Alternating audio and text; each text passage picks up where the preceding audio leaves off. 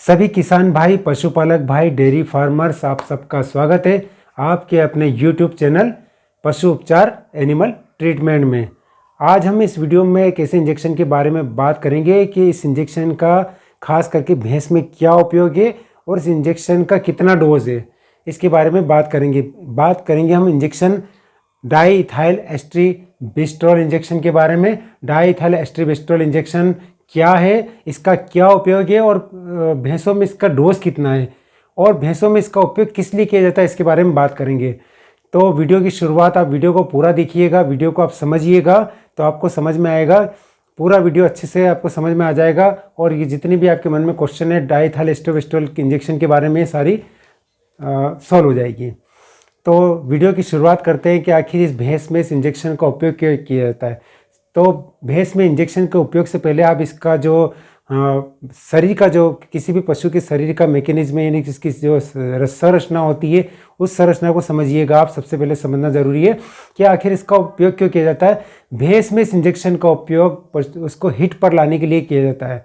आखिर ये काम कैसे करता है इसके बारे में मैं आपको बताऊँगा। क्यों इसका उपयोग किया जाता है।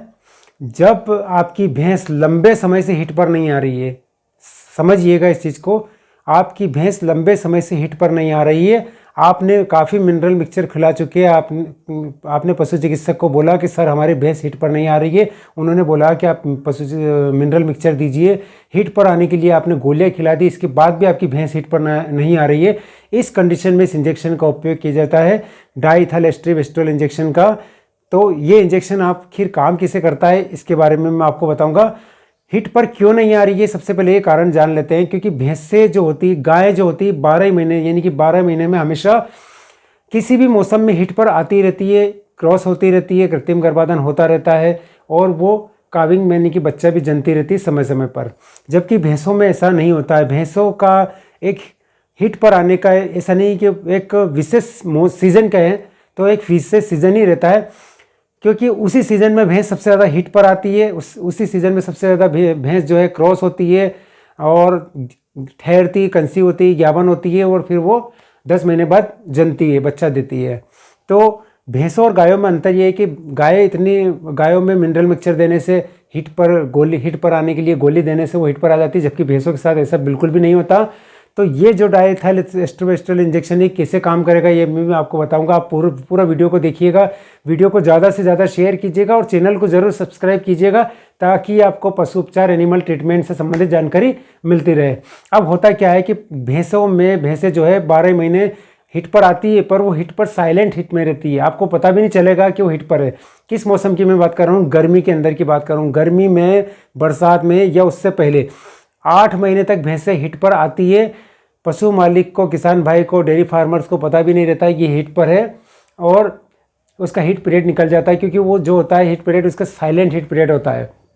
अब जो इसका मेन हिट पीरियड का जो टाइम आता है, भैंस का जो मेन जो उसका समय माना जाता है वो 4 महीने के यानी कि सितंबर से लेके जनवरी तक वो पूरी तरह से फुल हिट पर आराम से इजीली आ जाती है। पशु भाई, किसान भाई को आराम से पता चल जाता है कि मेरी भैंस आज हिट पर है। यदि इस समय में अगर आपकी भैंस हिट पर नहीं आती है किसी कारण से, तो इस इंजेक्शन का उपयोग किया जाता है। कैसे करते हैं और कैसे काम करता है मैं बताता हूँ आपको। भैंसों में क्या होता है कि प्रोजेस्टेरोन हार्मोन जो है वो थोड़ी ज़्यादा मात्रा में बनता है। ओवरी यानी कि बच्चेदानी के अंदर ओवरी होती है। ओवरी के ऊपर जो है कॉपर्स ल्यूटेरियम होता है। कॉपर्स ल्यूटेरियम कैसा होता है, एक फुल्ले जैसा होता है। फुल्ले का मतलब समझिए कि जब भी आप कहीं जल जाते हैं या कोई ऐसा कीड़ा काट जाता है जिसके अंदर पानी भर जाता है, पिलपिला हो जाता है और आपको मालूम रहती है कि इसमें पानी भर गया है, वैसे ही ओवरी के ऊपर कॉपर्स ल्यूटेरियम एक संरचना होती है, यानी कि इसको झिल्ली बोला जाता है। कॉपर्स ल्यूटेरियम के अंदर होता है हार्मोन और ये हार्मोन जो होता है प्रोजेस्टेरोन हार्मोन होता है। ये हार्मोन जो होता है भैंस को हिट पर नहीं आने देता किसी भी कंडीशन में, चाहे आपने कितना भी मिनरल मिक्सचर खिलाया हो या फिर चाहे आपने कितने भी हिट पर आने के लिए गोली दी हो। ये हार्मोन भैंस को हिट पर नहीं आने देता। अब इसके लिए क्या करते हैं पशु चिकित्सक के, जब आप सारी चीज़ों से थक जाते हैं, आपने पशु चिकित्सक ने बोला कि मिनरल मिक्सचर दीजिए, वो दीजिए, ये दीजिए, देसी इलाज कर लिया, इसके बाद भी आपको पशु हिट पर नहीं आ रहा, तो डाईइथाइल एस्ट्रीबिस्ट्रोल इंजेक्शन 10 ml है, इसको 10 ml डीप इंट्रामस्कुलर लगा दीजिए। 1 से लेकर 10 दिन के अंदर आपकी भैंस निश्चित रूप से यानी कि 10 भैंसों में अगर ये इंजेक्शन लगाते हैं 10 में से 9 भैंसों में पूरी तरह से हिट पर आ जाती है। कभी कभी मैंने इन केसेस में भी देखे हैं कि आज इंजेक्शन लगाया तो 24 घंटे बाद ही दूसरे दिन ही हिट पर आ जाती है। अब वो हिट पर कैसे आती है ये मैं बताता हूँ। डाइएथाइल एस्ट्रोबेस्ट्रोल इंजेक्शन जो है, ये इंजेक्शन एक एस्ट्रोजन सिंथेटिक एस्ट्रोजन हार्मोन का इंजेक्शन है। प्रोजेस्टेरोन हार्मोन के ठीक विपरीत ये इंजेक्शन है। अब जैसे ही इस इंजेक्शन को भैंस में लगाया जाता है 10 ml, तो जैसे ये ब्लड के थ्रू शरीर में अपना काम करता है तो एस्ट्रोजन की मात्रा बढ़ाता है शरीर में। एस्ट्रोजन का मतलब है मादा, ऐसा मादा हार्मोन जो पशु को हिट पर लाने के लिए उत्तरदायी है, जिम्मेदार है। समझिएगा मेरे किसान भाई, मैंने आपको बहुत अच्छे से समझाया है ये इस वीडियो में। ऐसा हार्मोन वाला इंजेक्शन जो पशु को हिट पर लाने के लिए जवाबदार है, उत्तरदायी है। जैसे ही वो इंजेक्शन लगाया, आपका जो प्रोजेस्टेरोन हार्मोन जो उस कार्पस ल्यूटेरियम के अंदर जमा था वो फुल्ला जो है रैप्चर हुआ, यानी कि फूटा। कार्पस ल्यूटेरियम से प्रोजेस्टेरोन हार्मोन निकला, डिजोल्व हो गया, बिखर गया। तो वहाँ पर फिर एस्ट्रोजन हार्मोन की मात्रा से पशु आपका हिट पर आ जाएगा, बिल्कुल आ जाएगा हिट पर। मैं बता रहा हूँ कि मैंने 24 घंटे बाद भी हिट पर आते हुए देखा है भैंसों को, पर मैक्सिमम मैं 10 दिन का बता रहा हूँ कि आप इंजेक्शन लगवाने के 10 दिन तक भैंसें हिट पर आराम से आ जाएगी। ये इंजेक्शन जो है पूरी तरह से सुरक्षित है। इसको ये समझिएगा कि क्या ये इंजेक्शन लगाने के बाद मेरी भैंस नहीं ठहरेगी, ऐसा कुछ भी नहीं है। आप जिस दिन आपकी भैंस हिट पर आती है, हमेशा ध्यान रखिए इस इंजेक्शन को लगाने के बाद आपकी भैंस जब भी हिट पर आती है उसको दूसरे दिन पाड़े पर, बुल पर या कृत्रिम गर्भाधान करवाइए। ध्यान रखिए उसी दिन मत करवाइएगा, आपको रिजल्ट नहीं मिलेगा और भैंस नहीं ठहरेगी। फिर से रिपीट कर रहा हूँ मैं आपको कि इस इंजेक्शन, जैसे आपने डाइएथाइल एस्ट्रोबेस्ट्रोल इंजेक्शन लगाया, इंजेक्शन लगाने के बाद आपकी भैंस हिट पर आई और हिट पर आने के दूसरे दिन आप इसको कृत्रिम गर्भाधान कार्य बिल्कुल भी मत करवाइए, उसके अगले दिन करवाइए। आपकी भैंस, जैसे गांव की सामान्य भाषा में बोला जाता है कि थोड़ी ठंडी पड़ने देते हैं इसको, यानी कि अभी तो हिट पर आई है, थोड़ी उतरने देते हैं हिट पर थी।